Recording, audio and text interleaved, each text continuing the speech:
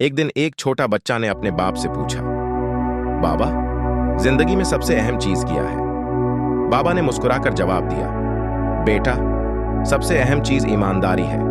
जो शख्स ईमानदारी से काम करता है वो हमेशा कामयाब होता है। बच्चा हैरान हो गया, लेकिन बाबा, अगर दुनिया में सब लोग ईमानदार होते तो क्या होता? बाबा ने गहराई से सोचा और कहा, बेटा, अगर दुनिया में सब ईमानदार होते तो दुनिया जन्नत बन जाती। लेकिन उससे बढ़कर बात यह है कि हमें खुद पर भी ईमानदारी का दामन रखना चाहिए। अगर हम ईमानदार रहेंगे तो हमारी जिंदगी भी जन्नत की तरह खुशियों से भरी होगी।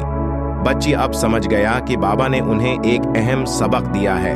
वो फहम गया कि ईमानदारी हमेशा कामयाबी का राज है और उसने अपने बाप की तालीम को कदर किया। इस दास्तान से बच्चों को ये सबक सीखने को मिलता है कि ईमानदारी और इखलाकियत की कदर करनी चाहिए।